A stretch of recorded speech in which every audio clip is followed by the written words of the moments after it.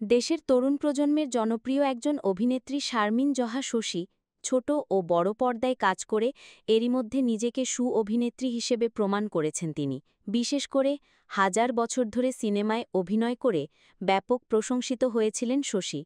দীর্ঘ ২ দশকের অভিনয় ক্যারিয়ারে অসংখ্য খণ্ডনাটক, টেলিফিল্ম ও ধারাবাহিকে অভিনয় করে দর্শকদের মন জয় করে নিয়েছেন তিনি। তবে বর্তমান সময়ে তাকে যে ধরনের চরিত্রে অভিনয়ের প্রস্তাব দেওয়া হচ্ছে তাতে তিনি মোটেও খুশি নন, সে কথা স্পষ্ট হয়েছে শশীর দেওয়া সাম্প্রতিক এক ফেসবুক পোস্টের মাধ্যমে। দীর্ঘ সেই স্ট্যাটাসে অভিনেত্রী রীতিমতো ক্ষোভ প্রকাশ করেছেন। সেখানে ইন্ডাস্ট্রির দৃষ্টি আকর্ষণ করে অনুরোধ জানিয়ে শশী লেখেন, অনুগ্রহ করে আমাকে ভুলভাল কাস্টিংয়ের জন্য নক করা বন্ধ করুন। কোথাও আমার নাম শুনে বা ছবি দেখে আমাকে কাস্টিং করে ফেলবেন না। দেখতে দেখতে হাজার বছর ধরে সিনেমার ২০ বছর পূর্তি হয়ে গেল। গত ২০ বছরে আমি নাটক, শর্ট ফিল্ম, বিজ্ঞাপন এবং ডাবিংয়েও কাজ করেছি।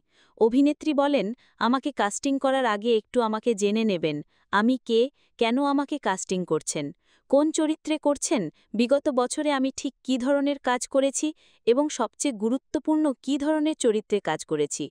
শশী ক্ষোভের সুরে আরও বলেন, সাম্প্রতিক সময়ে আমার স্ক্রিন প্রেজেন্স কম বা নাই বলে আপনি সুযোগ করে দিচ্ছেন বা আমি নতুন করে আবার নায়িকা হব, এসব আবোল-তাবোল কথা তো অবশ্যই ভাববেন না।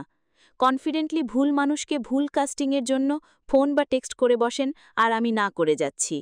একটি ভুল কাস্টিং একজন শিল্পীকে নক করে তাকে ভীষণভাবে অসম্মানিত করছেন। অজ্ঞ হবেন না, যোগ্য হন।